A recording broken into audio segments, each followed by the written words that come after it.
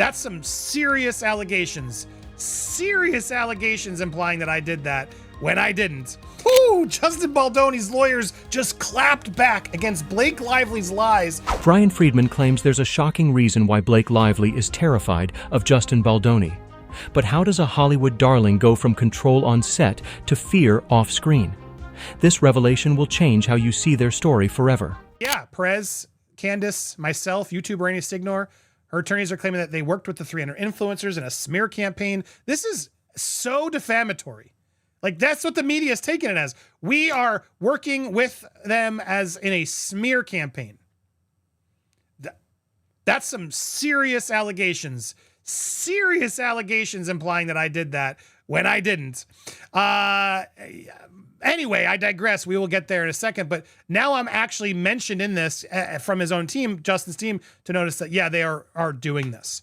Rather than actually get to the real subpoenas, they're still out there trying to find evidence, which doesn't exist. Clearly, I know it doesn't exist with me. Doesn't exist with them. This period, especially in question, I don't know what they're thinking. There was no retaliation, it seems. Just because there was a text saying we can bury anyone doesn't prove they did. The internet reacts the way they do. That's what's so frustrating, why I've been so passionate about this. We reacted to Blake's own words, not to Justin Baldoni's PR campaign. It's offensive how dumb she thinks we all are. All people who reacted genuinely to what Blake did that summer. We're all part of a retaliation smear campaign. Give me a break. Give me a break. Break me off a piece of that. Finish it in the comments. Not a sponsor, but I like that. Miss Lively and the Jones Party refusal to timely and properly schedule depositions has made the current deadlines for completion of depositions unattainable, which is August 14th. Therefore, the Wayfarer parties do not oppose the motion to the extent it seeks an extension to such a deadline to September 30th, as proposed by the motion. However, the motion contains no legitimate basis to extend the deadline past this, yada, yada. Anyway, there's a lot of argument about dates. And now there's a new mention that literally just dropped from the judge saying, well, everything should be compiled by the 1st for documents, and then depositions no later and must be completed by the 30th of September. So he's starting to put definitive, here's what they are. Give me your final arguments, because no more arguing and delaying. These are your deadlines, because they've had a lot of time. They've had a lot of time, and they seemingly just wanting to complete this. But this is the biggest reveal from this document. The excuse manufactured by Miss Lively and Miss Jones for refusing to proceed with their depots is that they need time to review footage of It Ends With Us, the film, citing unidentified public sources instead of someone with actual knowledge. Miss Lively's counsel claims that the film's footage could amount to roughly 50,000 hours of video. She literally is telling this to the judge. The court can take judicial notice that 50,000 hours is over 2,083 days, more than 5.5 years. Justin Baldoni built his career on being the picture of kindness and respect.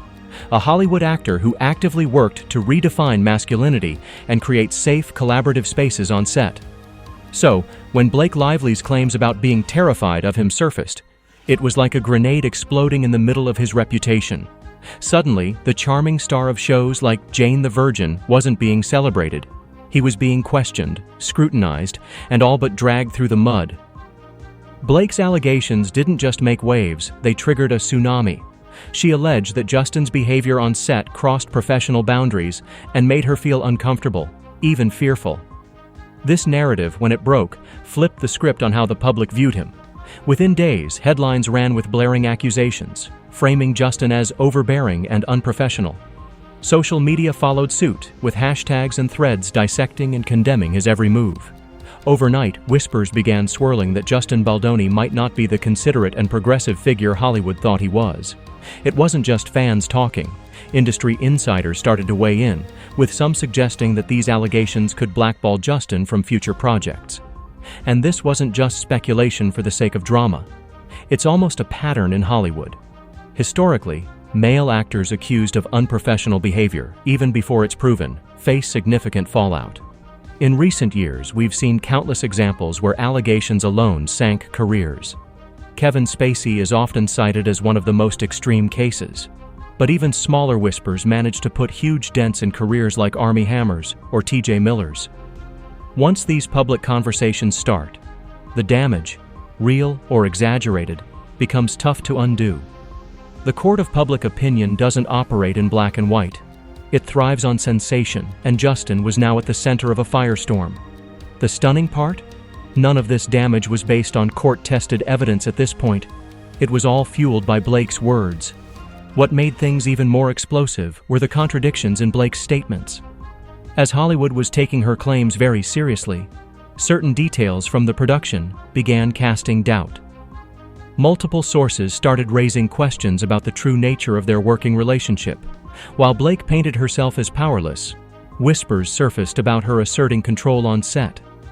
She wasn't just acting. Some insiders claimed she was actually making calls about how things played out. More on that later. But these cracks didn't make it to the headlines, and public perception remained firmly against Justin. That's where Bryan Freedman, Justin's lawyer, stepped in. Freedman isn't just any attorney.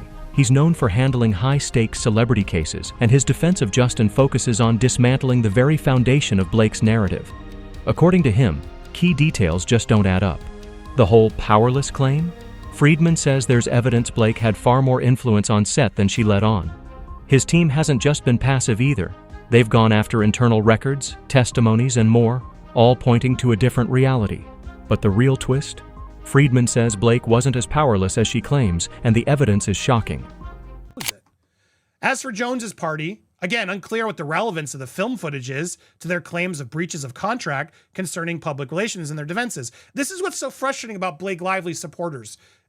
Yet again, proof of them gaming the system, manipulating the system, lying, and not being honest at all. But we're supposed to believe them and not Justin, who has actually given it all. And she's already had the footage, and she was there. But now it's Justin's fault. How dare they give us 50,000 hours of footage? Absolute absurdity. And again, now I'm labeled an anti-Blake content creator because I'm being rational and proving out facts. Spitting out facts, and it's, anti-Blake. Anyway, that's where we stand. That's where it is. Now, a quick update just as well. For those of you who are following the Van Zam lawsuit, this was when they created the fake, their company, Ghost Company, to justify getting the phone from Jennifer Abel, which gave them all these alleged texts, which they never actually even submitted to Baldoni still. They still refused to give it with the metadata. All this alleged stuff that they stole, they can't provide what they got. They've been stalling and using these sham corporations that they did secretly and sham lawsuits to justify subpoenas for the New York Times. This is all so shady, and they've been trying to get out of it. But just real quick, I want to end you with the fact that the judge did deem, nope, it's absolutely relevant. The judge has granted that it should be given, and it's granted. The motion to compel the documents responsive to request 9 is granted. So done deal. Abel is entitled to discovery to try and prove her case. Abel has demonstrated the relevance of the discovery. Aside from suggesting information could be available from Jones, Van Zandt has made no showing that would be burdensome for it to respond to request 9. The motion to compel is granted as to request 9. Yeah, this is all for the lawsuit. This is all what it's about. Compel, show us what you've already put out into the world. No, you can't do that. It makes no sense. You literally put it to the New York Times, but you can't give it ahead of time? Blake Lively wasn't just showing up, hitting her marks and saying her lines. According to new claims brought forward by Bryan Freedman, Blake had a far bigger role on set, especially when it came to the most intense and intimate scenes. Freedman argues that Blake was anything but powerless. She allegedly stepped in as an unofficial director during moments that required precision and a delicate touch. The term unofficial intimacy coordinator has been floated to describe how she reportedly took charge, directing how these emotional and physical scenes played out. There's a sharp contradiction at play here. While Blake's legal filings describe her as afraid and uncomfortable around Justin Baldoni, insiders are beginning to paint a picture of someone who exercised significant influence. According to sources familiar with the production, Blake was not only vocal about how these scenes were shot, but she allegedly went so far as to override direction from others. In one rumored case, Blake reportedly halted filming to change the positioning of a scene, insisting it felt out of character. While this doesn't inherently seem unusual for someone of her stature in Hollywood, it's a stark contrast to the way she presented herself in her allegations. Fear and discomfort don't align easily with stepping into a leadership role on a high-stakes set. This brings up an even larger question about how professionalism is defined during these shoots. In recent years, the role of intimacy coordinators has become more formalized in Hollywood, especially in the wake of broader conversations about on-set safety. Intimacy coordinators are hired specifically to ensure clear communication and boundaries when actors perform emotional or physical scenes. While the exact presence or absence of a professional coordinator in this particular production remains unclear, Freedman's assertion highlights something unusual. Blake, an actor, allegedly taking on responsibilities traditionally handled by such professionals. If the reports are true, it may further complicate her claims that she felt overwhelmed or lacked agency on set. To add fuel to the fire, Freedman's team allegedly uncovered behind-the-scenes accounts supporting this narrative. Sources from production reportedly testified that Blake wasn't just collaborative, but took direct control when directions from production heads clashed with her preferences. One insider supposedly described Blake as the final say in how these moments played out, often directing body language or camera angles to fit her vision. These claims strongly challenge her earlier statements and raise doubt over how powerless she really was. At its core, this contradiction could have a serious impact on the credibility of Blake's allegations. If someone is asserting control behind the scenes, shaping the direction of deeply intimate work, and actively engaging in creative decisions, how does that square with later fear-based claims? Freedman's argument hinges on these inconsistencies, and the testimonies he's referenced may very well shift the narrative in favor of Justin Baldoni. But Freedman's revelations don't stop there. He's pointing to court documents that could dismantle Blake's entire narrative.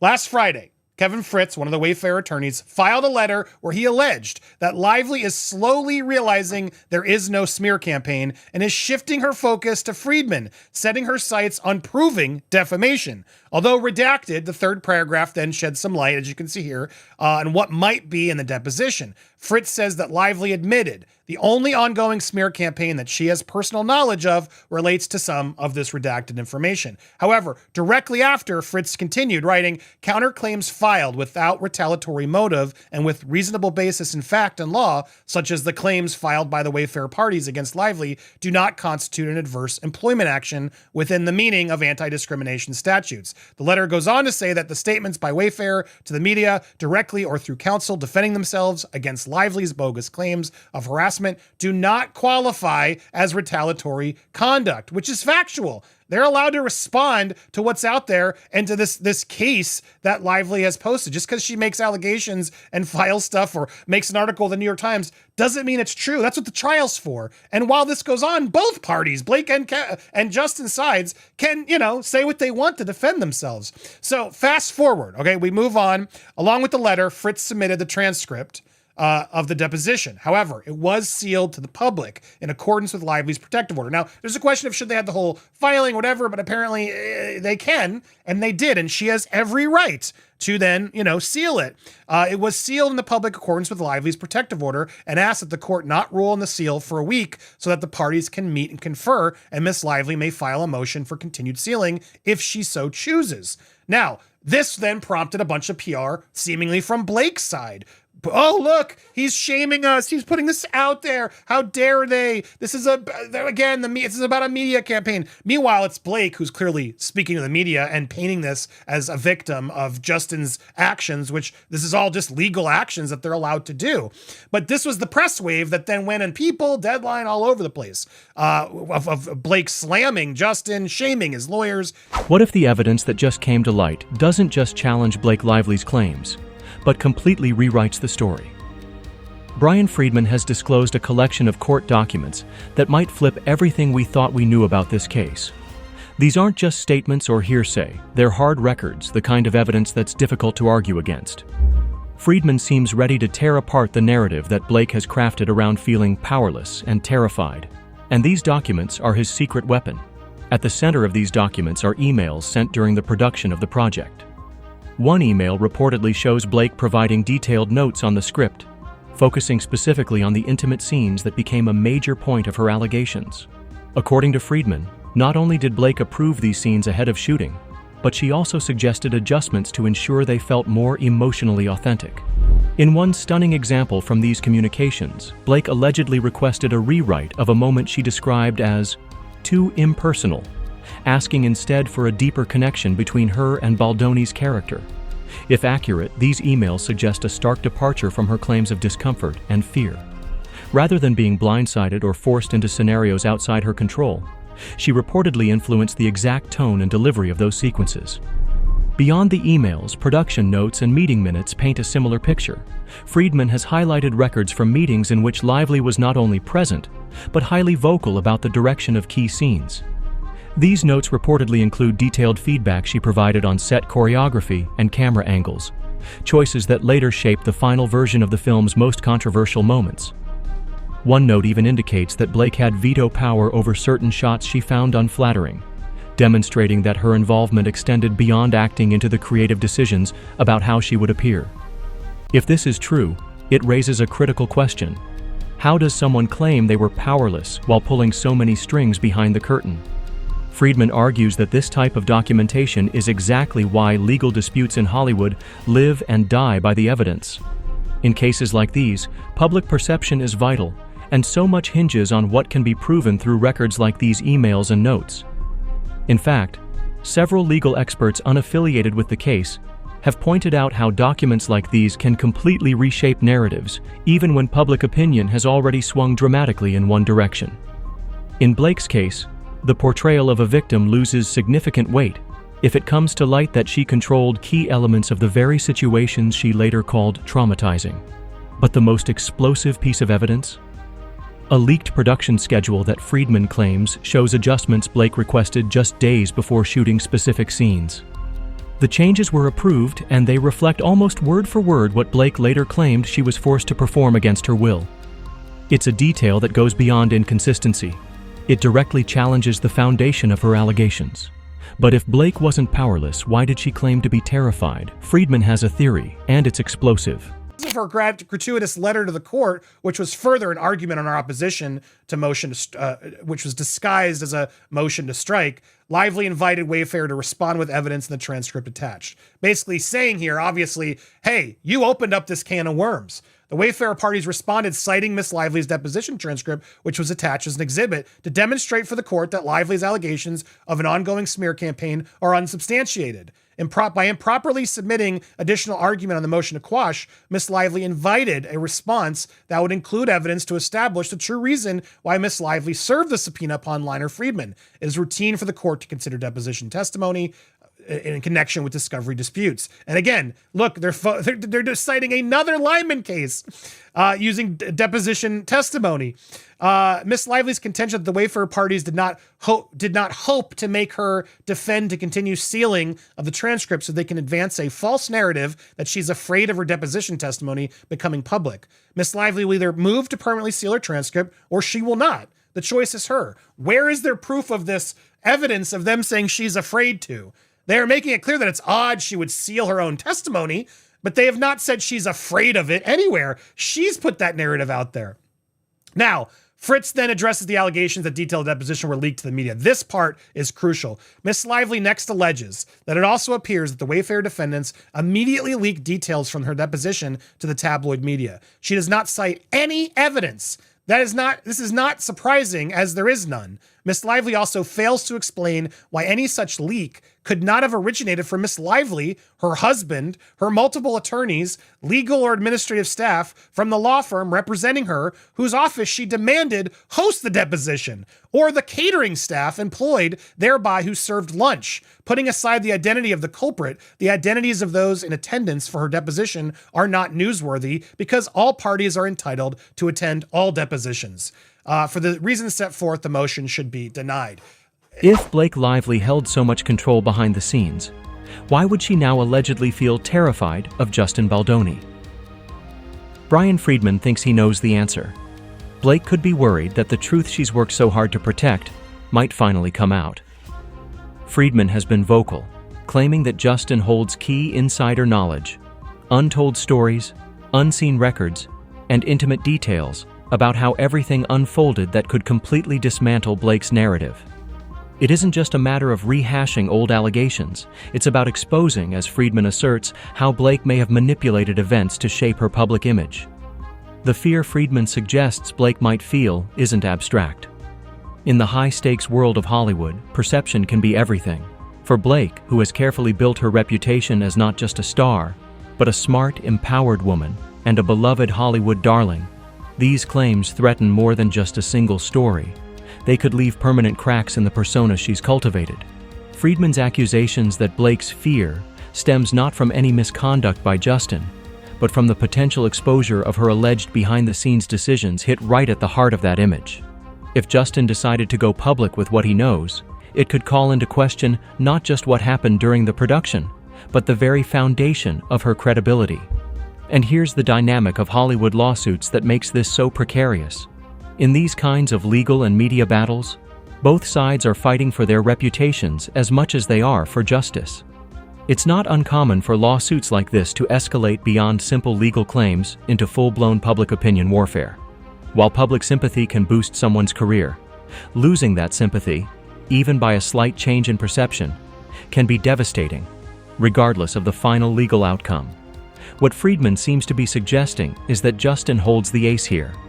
All it might take is one interview, one release of internal documents, or one statement to shift the entire conversation. For Blake, this isn't just legal, it's deeply personal. What adds another layer to Freedman's claim is the recurring pattern of how carefully curated images in Hollywood can unravel under scrutiny. Stars often project one version of themselves publicly while operating under very different dynamics behind the scenes. Freedman's theory, that Blake's fear stems not from actual harm, but rather from Justin's ability to upend her carefully crafted narrative, taps directly into this reality. He's implying that Blake's actions, whether or not they were justifiable in her eyes, were strategically built on maintaining control. In an industry often defined by power plays, this wouldn't be outside the norm. So what does Freedman plan next?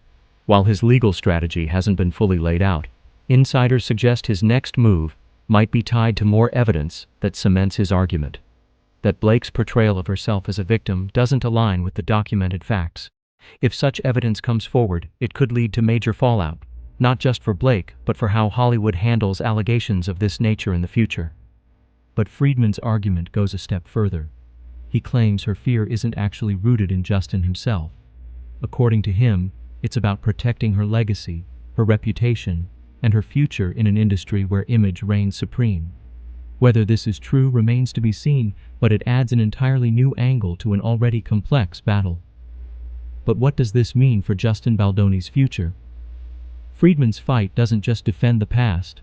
It could shape Baldoni's career going forward. Can Bryan Freedman's defense actually repair Justin Baldoni's career? That's the real challenge, because in Hollywood, a damaged reputation can linger even after the truth comes out. To tackle this, Freedman seems to be taking a two-pronged approach. Address the legal fight head-on, while also reshaping public opinion. It's not just about clearing Justin's name. It's about rebuilding it stronger than before. But in the age of social media, that's no easy task. Think about it. Once a claim goes viral, the court of public opinion tends to stick to its verdict, whether or not the facts hold up later. Justin faced an immediate backlash following Blake Lively's accusations. Within hours, hashtags trended, influencers weighed in, and think pieces popped up dissecting his character. Freedman knows this kind of widespread damage doesn't resolve itself, so his strategy focuses on challenging the story in a way that's both factual and appealing to the public. While the ongoing legal battle is about officially clearing Justin's name, the public-facing side is just as important. Freedman has carefully dripped certain revelations, like Blake's alleged control behind the scenes, into the media. This kind of piecemeal reveal works to slowly change the conversation, keeping audiences intrigued while casting doubt on her claims. But the climb out of this situation remains steep. Hollywood has seen stars brought down by allegations and, in some cases, failed to recover, even when later vindicated. Take Johnny Depp. Despite winning his defamation case against Amber Heard, his career still carries some scars from the trial's spectacle. On the flip side, look at Robert Downey Jr., who overcame a far more public downfall, although his redemption came over years, and with a string of significant roles that reminded Hollywood of his talent. For Justin, Freedman's strategy seems to focus on creating both legal victories and a gradual shift in perceptions. If Freedman reveals more compelling evidence that reinforces Justin's innocence, it could be foundational to a comeback story. For now, Freedman's tactics are being analyzed closely by Hollywood insiders, many of whom understand how brutal this industry can be when your reputation is at stake. His legal moves seem to be carefully coordinated with media narratives, which is a powerful combination in the internet age. Experts have pointed out that Freedman's approach, using factual evidence to poke holes in Blake's story while publicly pushing back against the victim narrative, falls in line with other successful celebrity defenses in Hollywood. Industry players are watching to see if this will be the case that turns the tide for Justin, proving that a tarnished image can be restored even after facing trials in both courtrooms and online threads. If Freedman succeeds, the payoff could be huge. Not only would Justin clear his name, but he could regain the trust of fans, peers, and industry leaders. Freedman seems to be positioning Justin not just as an innocent party, but as someone wrongfully painted in a completely unfair light, giving him a platform for a triumphant return. However, this fight isn't over, and everything rests on the next moves made both in court and in the public eye. So where does this leave us? Let's wrap up with one final thought on the fallout from this Hollywood scandal.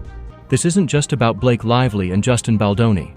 At its core, this case highlights how powerful stories shape the way we see Hollywood, not just the stars, but the industry itself. Allegations, carefully constructed narratives, and strategic leaks can create heroes or destroy careers. But what happens when the truth gets blurred beneath it all?